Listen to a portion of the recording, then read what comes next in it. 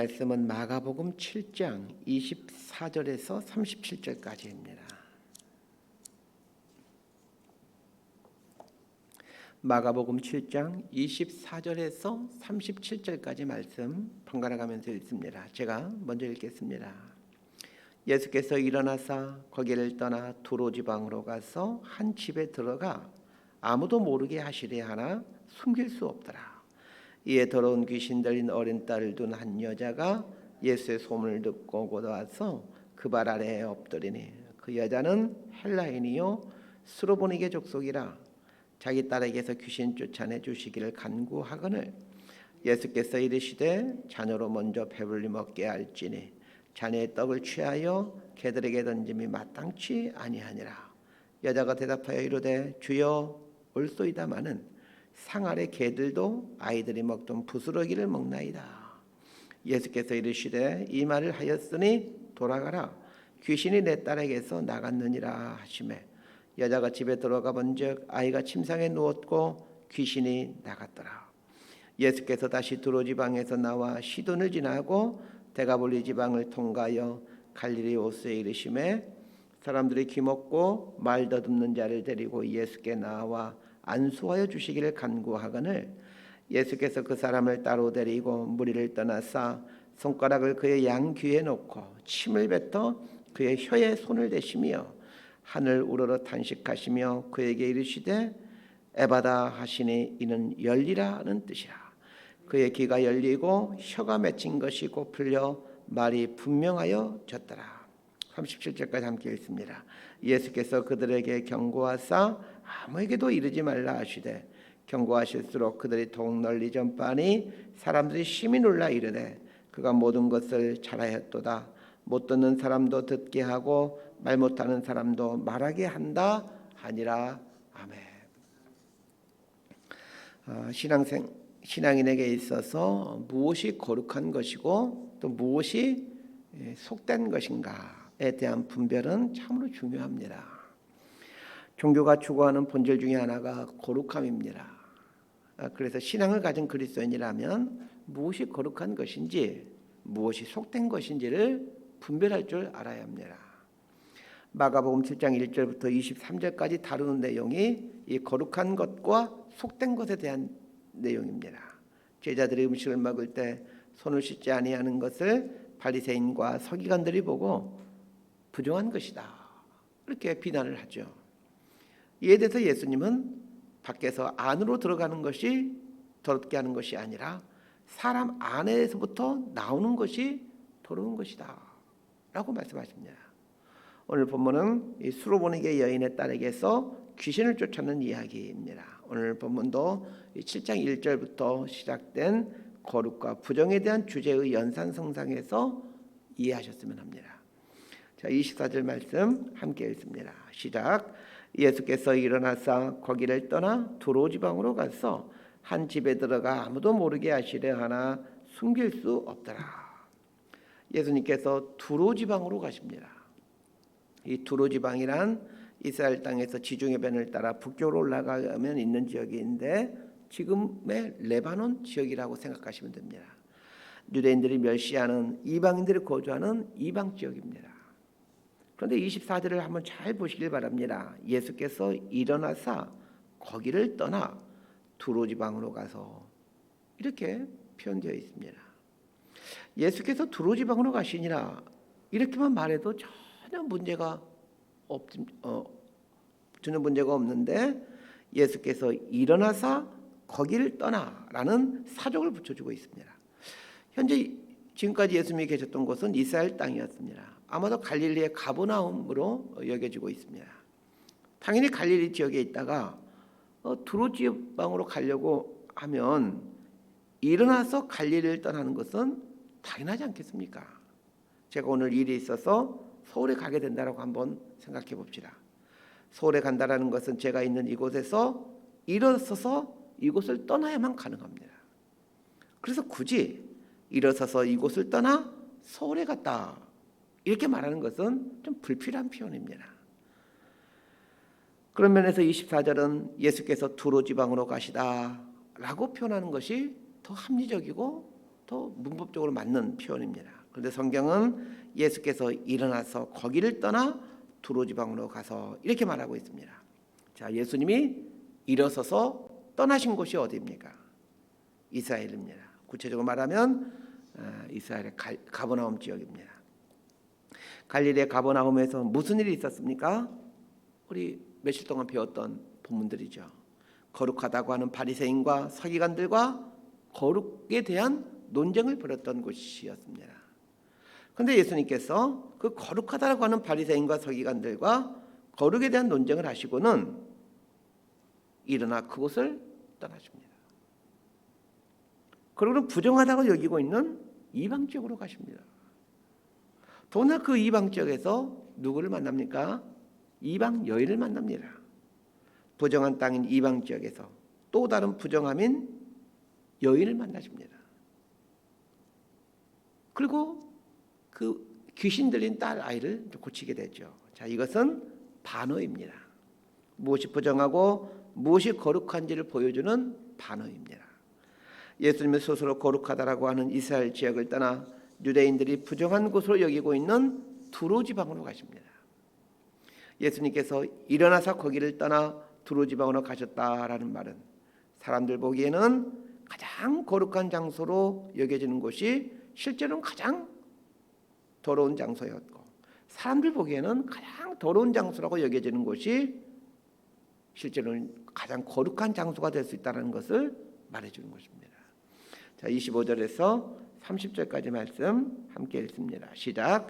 이에 더러운 귀신 들린 어린 딸을 둔 한 여자가 예수의 소문을 듣고 곧 와서 그 발 아래에 엎드리니 그 여자는 헬라인이요 수로보니게 족속이라 자기 딸에게서 귀신 쫓아내 주시기를 간구하거늘 예수께서 이르시되 자녀로 먼저 배불리 먹게 할지니 자녀의 떡을 취하여 개들에게 던짐이 마땅치 아니하니라. 여자가 대답하여 이르되 주여 올소이다마는 상 아래 개들도 아이들이 먹던 부스러기를 먹나이다. 예수께서 이르시되 이 말을 하였으니 돌아가라. 귀신이 내 딸에게서 나갔느니라 하시매 여자가 집에 돌아가 본즉 아이가 침상에 누웠고 귀신이 나갔더라. 예수님이 두로 지방에 오셔서 아무도 모르게 숨어 지내시려고 하셨지만 어떻게 알았는지 이 귀신 들린 딸을 둔 한 여자가 예수님을 찾아옵니다. 그리고는 예수님 발 앞에 엎드리고 자신의 딸에게서 귀신을 쫓아내 주시기를 간구합니다. 이 여인에 대해 성경은 수로보니게 여인 이렇게 표현하고 있습니다. 마태복음에서는 가나안 여인이라고 말하고 있습니다. 이 수로보니게라는 말은 수로 지방의 베니게라는 말로서 이 가나안 여인은 수로 지방의 베니게 출신의 여인이었습니다. 수로보니게 여인이 예수님 발 앞에 엎드려 자신의 딸에게서 귀신을 쫓아내달라고 간청합니다. 그래서 예수님께서 전혀 예수님답지 않는 말씀을 하십니다. 자녀로 먼저 배불리 먹게 할지니 자녀의 떡을 취하여 개들에게 던짐이 마땅치 아니하다. 이렇게 말씀해 주십니다. 예수님께서 하신 이 말씀에 의하면 지금 이 수로보니게 여인은 뭐라는 얘기입니까? 개라는 얘기입니다. 예수님께서 왜 이런 말씀을 하셨을까를 깊이 생각해 보셔야 됩니다. 예수님의 이 말씀은 분명 수로보니게 여인에게는 아주 깊은 상처가 되었을 겁니다. 딸 때문에 그렇지 않아도 마음이 괴롭고 힘들어하고 있는데 예수님조차 자신을 향해서 개라고 표현하고 있으니 이게 얼마나 마음이 고통스럽겠습니까? 예수님은 수로보니게 여인의 간구를 이런지하에 거절하십니다. 그것도 심한 상처를 주면서 거절하십니다. 그냥 거절할 거면 아니 너 고쳐주지 않을 거야 이렇게 말하면 되는데 무슨 개들에게 떡을 준 일이 없다 하면서 개라고 표현하지 않나. 왜 예수님이 이렇게 깊은 상처를 주면서 이 여인에게 거절하느냐는 거예요. 예수님의 거절은 우리로 하여금 우리가 누구인지를 알도록 해줍니다. 이게 조금 어려운 말입니다. 하나님은 종종 우리의 요구에 거절하십니다. 우리가 기도할 때 우리의 기도에 거절하시곤 하십니다. 그렇게 함으로 우리에게 아주 소중한 것을 깨닫게 해주십니다. 그것은 내가 누구인가를 깨닫게 하는 것이죠. 하나님은 종종 우리의 기도를 거절하시고 우리의 소원을 거절하십니다. 그렇게 함으로 우리가 하나님 앞에 무언가를 요구할 수 있는 어떤 권리도 없는 자라는 것을 알도록 해줍니다. 우리는 하나님 앞에 무언가를 요구할 수 있는 아무런 권리가 없는 사람들입니다. 그런데 불구하고 우리는 쉽게 하나님께 요구를 하죠. 마치 뭔가 맡겨놓은 사람처럼 하나님 주세요, 이렇게 요구를 합니다. 우리가 하나님께 무엇인가를 요구할 수 있는 권리가 없는 사람들이라는 사실을 알고 하나님께 무엇인가를 요구하는 사람과 감히 내가 요구하는데 안 들어줘?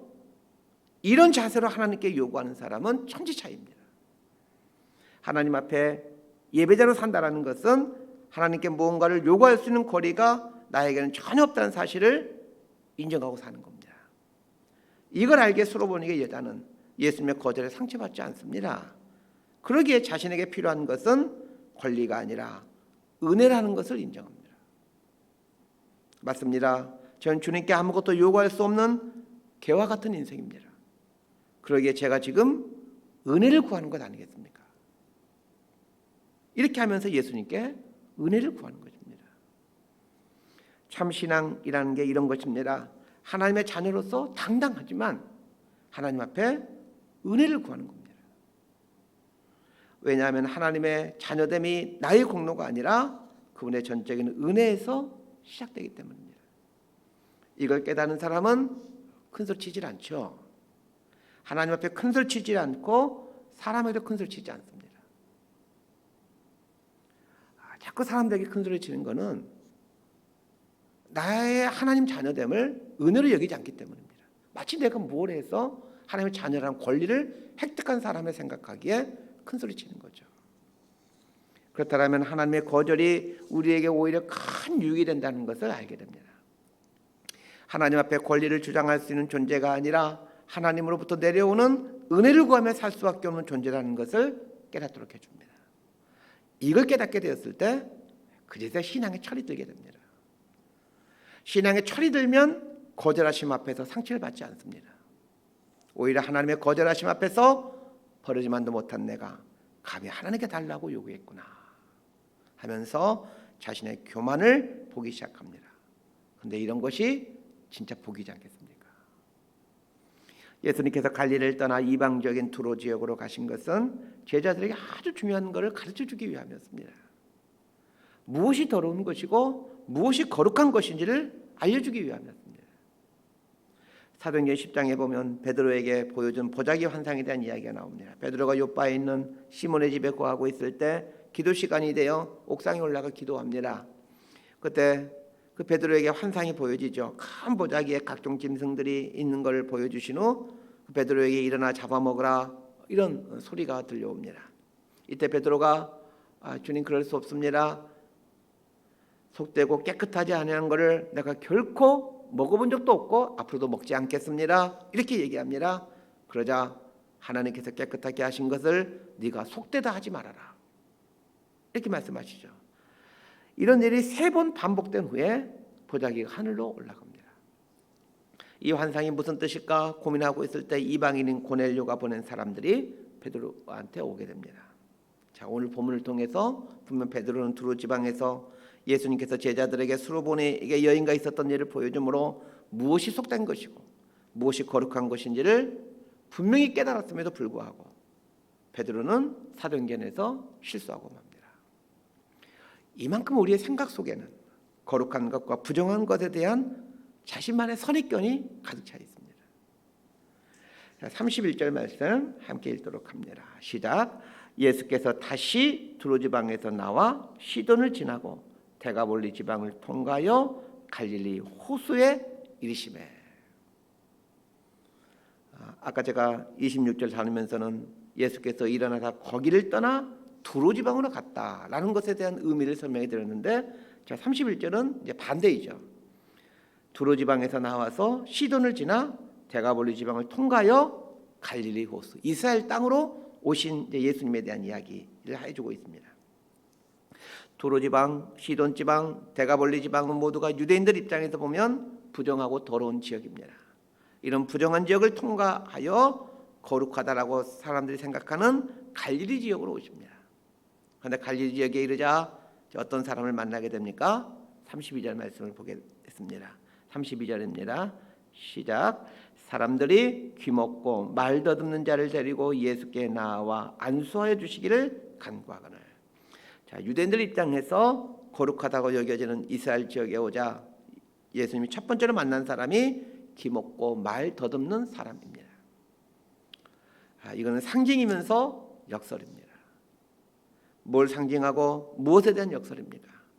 스스로를 거룩하다고 여기는 이스라엘 사람들이 귀먹은 사람들이고 말 더듬이라는 것입니다. 귀가 먹었다라는 말은 소리를 들을 수 없다라는 얘기입니다. 유대인들의 잘못된 생각 때문에 예수님의 진리의 소리가 들려지지 않는다라는 것을 상징하죠. 예수님께서 어떻게 하시는지를 잘 보시길 바랍니다. 33절과 34절 말씀 함께 읽습니다. 시작. 예수께서 그 사람을 따로 데리고 무리를 떠나서 손가락을 그의 양귀에 놓고 침을 뱉어 그의 혀에 손을 대시며 하늘 우러러 탄식하시며 그에게 이르시되 에바다 하시니 이는 열리라는 뜻이라. 예수님께서 하시는 이 이상한 행동을 여러분이 이 옆에서 지금 지켜보고 있다라고 한번 상상해 보시길 바랍니다. 자, 예수님이 하는 이 행동을 보는 순간 여러분 지금 무슨 생각이 들고 계십니까? 에이 더러워, 이 생각입니다. 한번 상상해 보십시오. 예수님이 자신의 손에 침을 뱉은 다음에 그 침이 가득한 손으로 귀먹은 사람의 혀를 만지작거리고 있습니다. 예수님은 말씀만으로도 충분히 귀먹은 사람을 고칠 수 있습니다. 손을 깨끗이 씻은 다음에 혀를 만지면 그나마 좀 이해가 될 텐데, 그런데 손에 침을 뱉은 다음에 그 손으로 귀먹은 사람의 혀를 만지는 것은 쉽게 이해할 수 없는 행동입니다. 귀먹은 사람은 귀가 먹었지 눈이 먼 게 아닙니다. 눈은 보이기 때문에 지금 예수님이 하신 행동을 보면서 본능적으로 에이 더러워 하면서 몸을 빼려고 할 겁니다. 그런데 그 귀머거리는 몸을 빼지 않고 예수님께 자신의 몸을 맡깁니다. 그러자 예수님께서 에바다라고 말씀하십니다. 귀머거리를 고친 이 사건은 상징이라고 말씀드렸습니다. 뭘 상징하는 겁니까? 유대인들이 영적인 귀머거리라는 것을 상징합니다.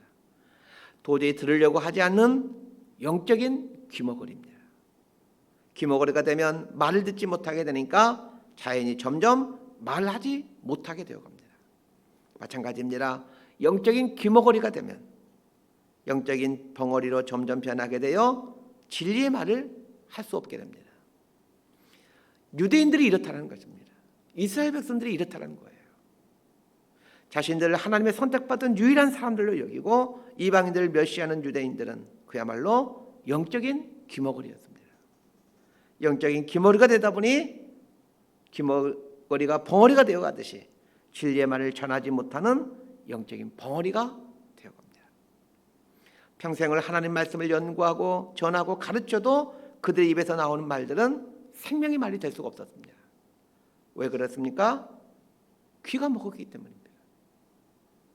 하나님의 음성을 들을 수 있어야 되는데 하나님의 음성에 대해 귀를 닫아버렸기에 영적인 귀머거리가 되어 결국 진리와는 거리가 먼 영적인 벙어리가 되어 헛된 것을 가르치고 있었던 것입니다. 지금 이걸 상징해주고 있는 것입니다.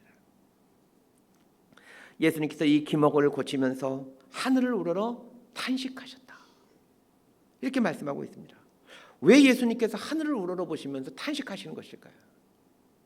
귀머거리 한 사람 고치는데 하늘을 우러러 탄식까지 하시는 것은 너무 지나치신 것 아닙니까? 예수님께서 탄식하신 이유가 있습니다. 귀머거리가 점점 벙어리가 되어갔음에도 자신들만을 하나님의 자녀로 여기며 이방인들을 멸시하며 사는 이스라엘 백성들의 교만과 우둔함에 대해 탄식하신 것입니다. 예수님께서 귀머거리의 귀에 손가락을 넣으시고 그 위에 손에 침을 뱉은 후 귀머거리의 혀에 바르자 혀가 풀리고 말을 하게 됩니다. 예수님의 손은 예수님의 행하심입니다. 침은 예수님의 말씀입니다. 우리가 온전한 하나님의 자녀로 진리에 대해서 눈을 뜬 자가 되기 위해서는 내 삶을 만져주신 예수님, 내 삶에 말씀해 주시는 예수님을 만나야 합니다. 그때 우리는 진리를 보고 진리를 말하게 되는 진리의 사람이 되어갑니다. 말씀 정리합니다. 기원후 2세기 예수님의 제자들이 죽고 난 후 예수님의 제자들로부터 그 교육을 받은 사람들이 교회 지도자가 되어 이제 교회를 다스리게 됩니다. 이때를 이제 속사도 시대다라고 얘기합니다. 예수님의 제자들을 가리켜 사도라고 하고 그 예수님의 제자들의 제자를 가리켜 속사도라고 얘기를 합니다. 자, 이때 유명한 속사도 중에 한 사람이었던 클레멘트는 설교 중에 오늘 본문의 이 수로보니게 여자와 그의 딸에 대한 이야기를 하면서 그들의 실명을 거론합니다. 수로보니게 여자는 유스타라는 여인이었고 귀신 들렸던 그녀의 딸은 베레니케라는 이름이었다라고 말해주고 있습니다. 오늘 본문에는 수로보니게 여자의 이름에 대해서는 전혀 언급해주고 있지 않습니다. 이방 땅에 더러운 이방 여자이기 때문입니다. 그러나 기독교 역사는 그녀의 이름을 고이 간직해주고 있습니다. 왜 그렇습니까? 예수님의 생명이 흘러 거룩한 인생이 되었기 때문입니다. 수로보니게 여자와 그녀의 딸은 초대교회 성도들이라면 모두가 알 정도로 유명한 사람들이 되었습니다. 예수님은 스스로 거룩하고 깨끗하다고 하는 곳을 떠나 모든 사람들이 더럽다라고 하는 곳으로 가셨다는 것을 꼭 기억하십시다.